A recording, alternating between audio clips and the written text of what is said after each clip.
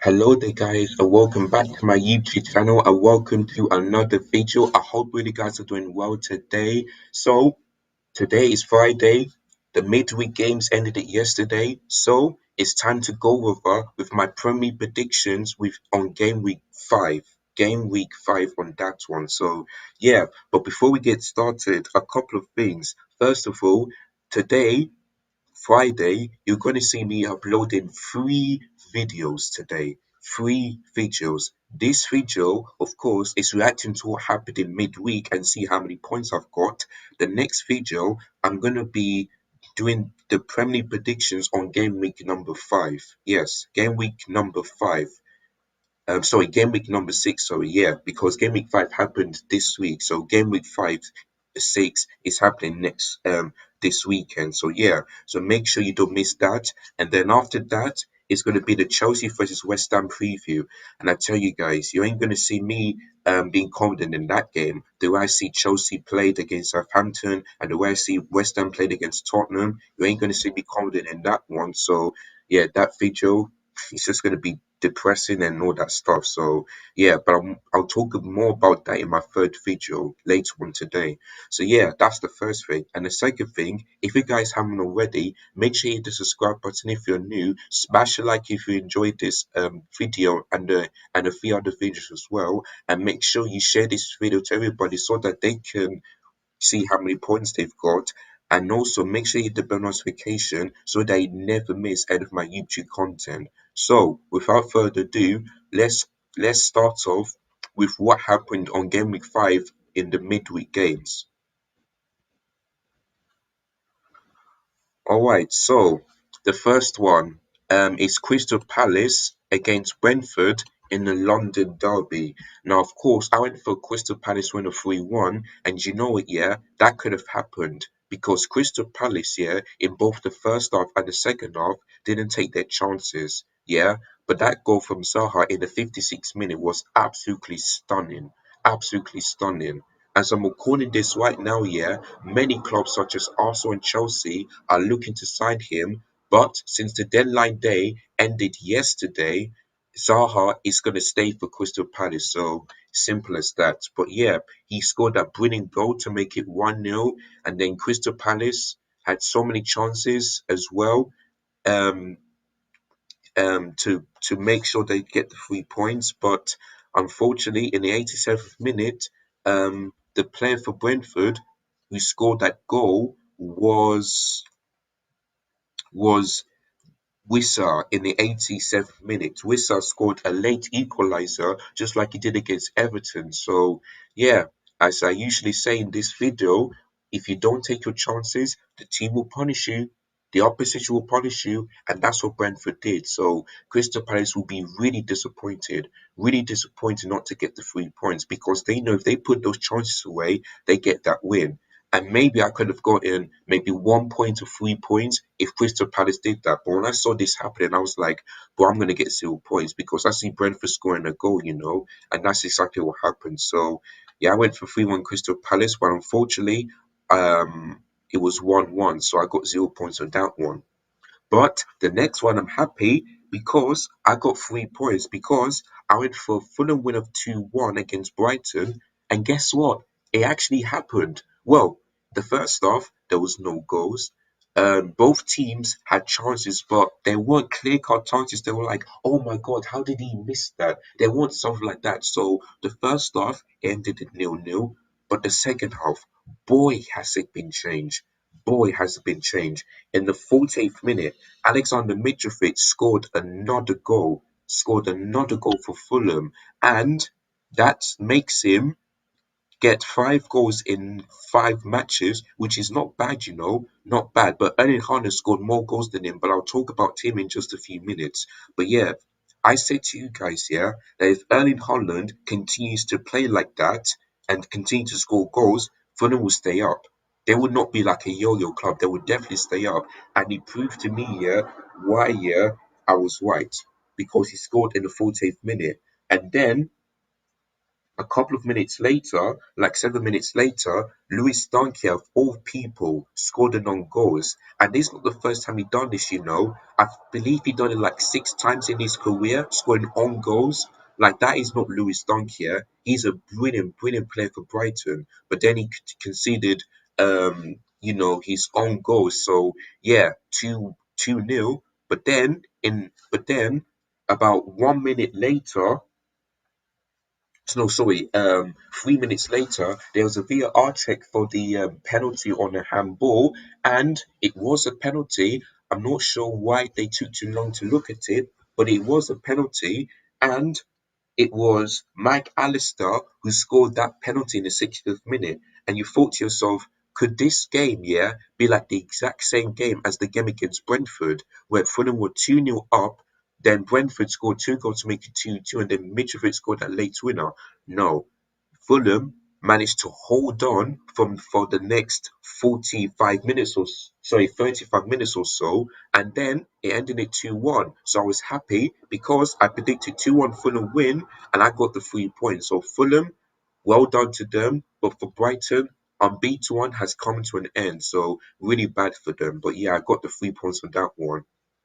Yeah, the next one, I'm not going to really talk about this because I did talk about this in my match preview, but yeah, Chelsea versus Southampton, or the other way round. Now, obviously, I went for Chelsea with a 3-0, but it was actually 2-1. That performance was a disgrace. Like, Thomas Tuchel got it wrong in that game. The players didn't perform. The only players here who I can say that can hold their heads up high is Thiago Silva, who got the highest rating, because if it weren't for him, we could have conceded more goals. So yeah, Thiago Silva, maybe Kukurea, and maybe Sterling, and maybe Amanda Borgia when he came on. Like, I don't know how long, yeah, it's going to take Thomas Tuchel to start him, because he done more in 10 minutes, yeah, than Kai Havertz did when he came off. He done more, Amanda Borgia. Like, I don't get it. I really don't get it. Like, the next game, yeah, start him, because Pierre-Emerick Aubameyang just signed for Chelsea a few hours ago, so he's not going to be able to start this game tomorrow. So start Amanda Borja, drop Havertz, drop Mount, and especially drop Mendy. I'm not going to blame Mendy for that goal, but he should have saved it. He should have saved it. But I won't blame him. I blame Azpilicueta, because I don't know why he cleared it for a corner. He could have passed it to Mendy, and Mendy could have cleared it. I don't know why he did that. But for me, he needs to be dropped, and Azpilicueta needs to be dropped. If I see the same formation as the game against Southampton, I know we're going to win, and I'm not even going to watch it. And because I don't want to get too angry and all that stuff every single time. I want my team to perform well and win. But if I see the same lineup, I will get annoyed at Thomas Tuchel right away. So yeah, so obviously I got 0 points, and you have to give Southampton credit, because in the second half they were comfortable. They didn't allow Chelsea to do nothing in the second half. And like I said, this has got to be one of the worst second half performances ever in history. And when I saw that Chelsea made a mistake, I keep telling you guys they ain't gonna win, because I can't remember, yeah, the last time Chelsea ever made a mistake and then we won the game. It's like you're going 2-1 down, but they don't seem to find a way to come back. Like, we cannot do what Man City does, what Arsenal do, what Tottenham do, and what Liverpool do. We can't. And that's why you see those teams go above us, because they play better football than Chelsea. Better football. And that's why I told you guys that I ain't looking forward to this season. Because I know, yeah, they ain't going to challenge for the title, and we ain't going to finish in the top four. I put Man City first, then Liverpool, then Arsenal, then Tottenham. Simple as that. Chelsea fifth and Man United sixth. Because we ain't good at, because our squad is strong, but our performances is dead. Dead. Unless I see things change, unless I see um like play like one player put the ball in the back of the net, and one player will win the ball back and do something like this, then fine. But if I see the same old Chelsea, ain't gonna change. My opinion ain't gonna change. We could finish fifth, or maybe even worse than that. Yeah. So simple as that. So in that game, absolutely disgraceful. So yeah, got 0 points, and yeah, like I deserve 0 points after being totally disrespectful to Southampton. Simple as that. So yeah, like the next game. Leeds United against Everton. Now, watch the highlights here. I like Crystal Palace. Leeds United also had chances to beat Everton, but they didn't. The likes of Patrick Bamford, that new American player like Rodrigo, like in that game, Everton were 1-0 up, and you thought to yourself, oh boy, could Everton manage to hold a win or maybe score two more goals? No. So that's why I tell you this every single time. Whether you're a Leeds fan, Arsenal fan, or something like that, once you don't take your chances, they will punish you. It could end in a defeat or it could end in a draw. So for me, yeah, Everton are so lucky, yeah, so lucky to get a draw because Leeds United should have beaten them, and I could have gone at least 1 point or maybe 3 points if Leeds United would have put those chances away. So that's why I was really disappointed against Leeds. But Leeds still lost their game. They're still doing well, so cannot blame them. But the game against Brentford, they need to put those chances away. Otherwise, Brentford will punish them just like they punished against Crystal Palace, who didn't take their chances away. So there you go. So I went for Leeds win. Should have gone the points, so got 0 points, unfortunately. So here on that one. So yeah, that was Tuesday's games. Now let's move on into Wednesday's games. Starting off with Bournemouth against Wolves. Now obviously I went for Bournemouth win of 2-1, but you know what, I would have gotten 0 points because in that game, yeah, Wolves had chances. Like I keep on saying this every single time. I'm sounding like a broken record. You need to take your chances. Otherwise, you will not get the win. You will not. Wolves, yeah, in that game, yeah, were far better than Bournemouth. Far better. But the reason why they didn't beat them, is because Scott Parker was out and Bournemouth, yeah, got had the assistant coach Gary O'Neill, and what a start for him. He didn't get the win, but at least he got the clean sheet. And this performance was far better than the Liverpool game 9-0. But you know what, yeah, Bournemouth could have lost that game. They really could have if Wolves put those chances away. So even though I went for a Bournemouth win, I still could have gotten 0 points if Wolves put those chances away. You know what I mean? So I don't know what's going on with Wolves. Like they still have won their game, still winless. Like they need to really fix up Wolves. I know they signed a couple of players, but if they don't fix this up here, they could be in serious, serious trouble. So Wolves need to fix up. So yeah, gone for a Bournemouth win, but it actually ended 0-0, so I got 0 points on that one. So yeah. Alright, the next game I got 1 point because I went for an Arsenal in a 3-0, but it was actually 2-1.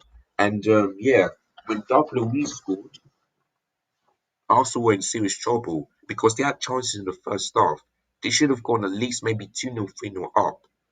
But, they were lucky to be 1-0 up. Douglas Luiz for Aston Villa. Boy, oh boy.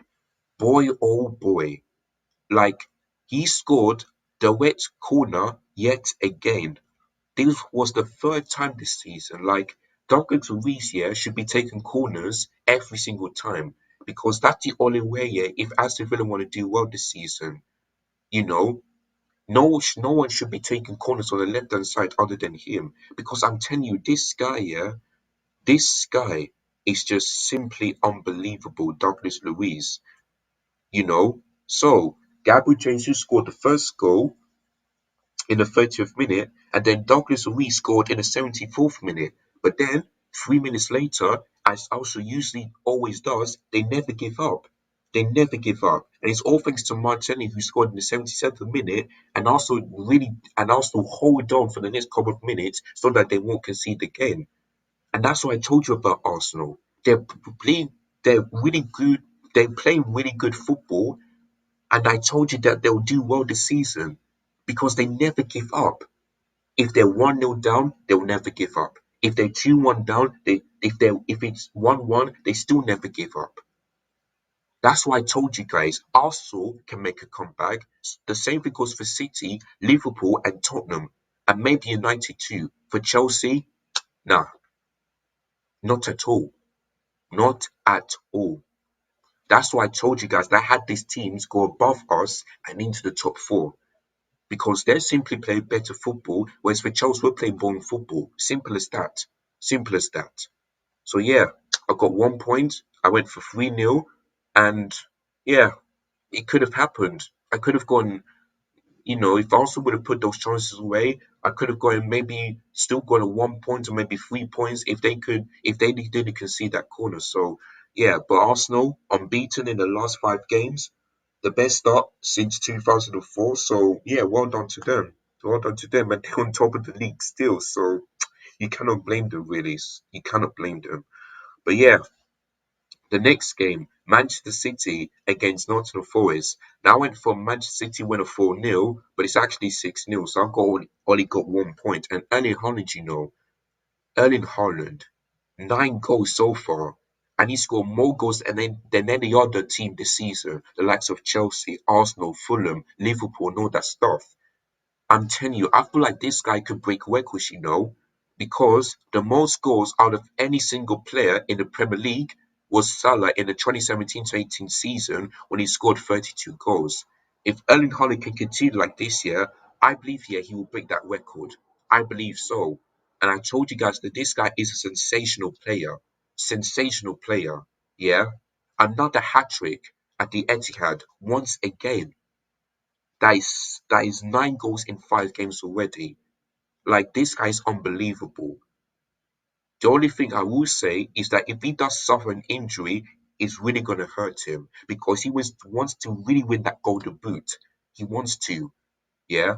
And I think if he doesn't get injured, he'll get the golden boot. Simple as that. He's far this season. He'll be better than Harry Kane. He'll be better than Jesus, and he'll be better than Darwin Núñez and Aubameyang too. He'll be far better. So that's why I have him at this golden boot, and that's why I said to you guys that Man City will definitely win the league this season because of him and not because of it, because of all the players as well, but it's mostly because of him. Yeah, simple as that. So well done to them. And then Alf Wes, who made his debut, scored 2 goals. So well done to him. I can't remember who scored that the other goal, but that's what I can remember. So yeah, for Nottingham Forest, it was really, really, really disappointing from them because if they would have lost 1-0, it wouldn't be that bad. But to lose 6-0 against your champions, it was terrible, absolutely terrible. But for me, I think Nottingham Forest would do well. Of course, sending players and signing new ones, it just didn't really make any sense. And so far today, yeah, they signed 21 players. Jesus Christ, like, boy, like that is do they have lots of money or what? Like, that is unbelievable. Unbelievable. But yeah, the next game, hopefully Nottingham Forest can forget the City game and focus on the next game, which is of course against Bournemouth at the City ground. We shall wait and see. So yeah, but Man City still unbeaten, and they're scoring more goals than the other team as well. So I think City will win the league again. Simple as that. Simple as that. So yeah, well done to them. Now, West Ham United against Tottenham. Now, I went for a Tottenham win because I would have thought that game against Nottingham Forest, I went for a Nottingham Forest win, but they actually won. So if I'd gone for Tottenham win, maybe I'll get the points. But no, West Ham, should have really been Tottenham. They really should have been Tottenham. Like, so many chances, the likes of Antonio, Souček, all of these type of players. And I don't know what's going on with them. When you have chances, put them in the back of the net. Otherwise, you'll not win the game. Especially the first half and the second half, West Ham were the better team. Absolutely. They were far the better team. They should have really been Tottenham, maybe like 2-1 or 3-1 or something like that. They should have really been Tottenham. But like I said, if you don't take your chances, your team is in trouble. Your team is in trouble, So that's the one thing that people need to understand is that I don't know what's going on with them. I really don't know. If you don't take your chances, they will punish you. So yeah, but Tottenham did score the first goal thanks to the own goal from that West Ham player. Son hasn't been looking that great, so Richarlison needs to start as a Chelsea fan for me. If I was a Tottenham fan, I'll say the same thing. But as a Chelsea fan, I see Tottenham don't do well here until Richarlison starts. Simple as that. So the next game, yeah, if Richarlison don't start and Son continues to start here, Tottenham will not win. Tottenham will definitely not win. So for me, yeah, Richarlison needs to start. Simple as that. But yeah, I've gone for 2-0 Tottenham, so I got no points because I went for a draw. So yeah, simple as that. Right, the next game, boy, boy, Newcastle, Newcastle lost their first game of the season. That was against Liverpool. Now, of course, I went for a draw, yeah, but since Carvalho scored that last minute, I thought to myself, oh boy, oh no, I'm going to get 0 points because I got for a draw. But yeah, but Newcastle, but they were really disappointed, really heartbroken because they played really good. And Isaac, started the game, and then his first touch, boom, a goal already. Like, I was so surprised. But then the second one, when he scored that goal, he was offside, unfortunately. But if Newcastle could have kept that performance going, they could have beaten Liverpool at Anfield for the first time ever. But they didn't. They allowed Liverpool to do well, and Carvalho scored in the 90th minute, a late winner for Liverpool, and he did that on his birthday. So yeah, well done to Liverpool. Another win for them, and I think they'll be back. I think they'll be back in second place, no doubt about it.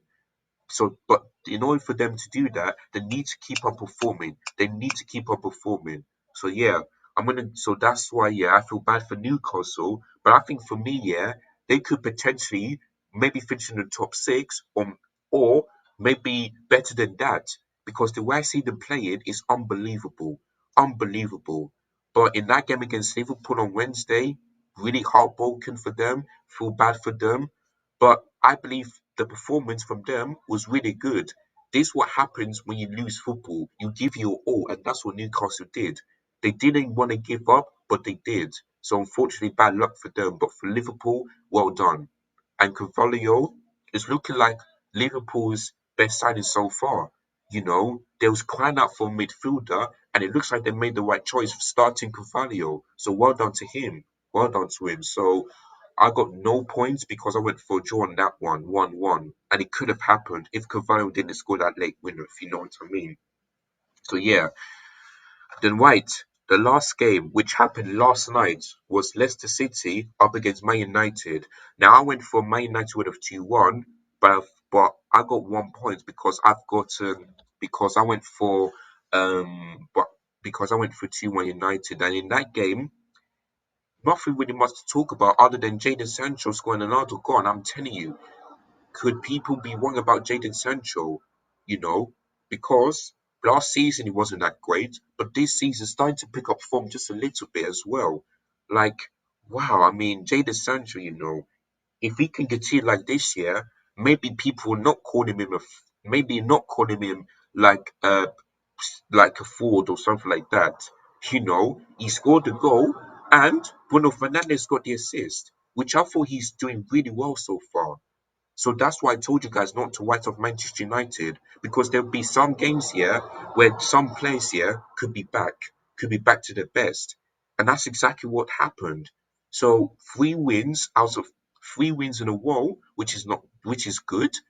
The next game they've got is against Arsenal. Could they keep this up? We're gonna have to wait and see. But for Leicester City, they're in serious, serious trouble for relegation. Yeah. If they don't sort themselves out, like this will be the first time, since how many years ago that Leicester City are back in the championship, and the fans don't want that at all. The fans don't want that. So Brendan Rodgers needs to fix up on, or otherwise he could go. Like, he only needs to make the decision. Do you stick Brendan Rodgers for the next game, or do you sack him? Because Leicester City ain't no marks. They're not a small club. Yeah, they won the league when nobody thought they would in that 2015 to 16 season. So that's why they're a big club. They're not bigger than Chelsea or Manchester City or United or something like that. They're bigger than that, but they just won the league. And you all thought that and that was a great story for them. But could you imagine 7 years later when they're down the bottom? Like, this would be bad for them, really bad for them. So Leicester City really need to fix up. Otherwise, I can see them being relegated, and nobody, not even we, would ever predict that. So for me, Leicester City need to be really, really careful if they want to stay up and do well this season, if you know what I mean. So yeah, so the last video I got 8 points, but for now you can see I got 40 points. So I managed to get six, which is good, but it hasn't been that record. So yeah, unfortunately, but at least I got 3 points for the Fulham vs Brighton game, which is good. So yeah, but obviously you know what my aim is to at least get maximum of 30 points, which hopefully I will do, yeah, for from now until the end of the match day. So I'm hoping and praying to God that it happens. So yeah, so that is all what happened during game week 5 that happened this week, since the midweek game starts off early, if you know what I mean. So, yeah, so that is it. That is all of the games. So that is your first video done. Make sure that you tune into the next video where I'm going to be doing the Premier predictions on game week 5. Yeah, make sure you don't miss any of that. So yeah, and if you don't miss any of that, make sure you hit the bell notifications. But before then, make sure you hit the subscribe button first, then hit the bell notification so that you never miss the videos. And make sure you share this video to everybody so that they can see how many points they've got, and make sure you hit the like button if you enjoyed this video and the 3 other videos as well. So see you guys for the next video, and also make sure you check out the third video where I'm going to be doing the Premier match preview for Chelsea vs West Ham United. So make sure you don't miss any of those. So thank you guys so much for watching. Look after yourselves, take care, and as always, up the Chelsea.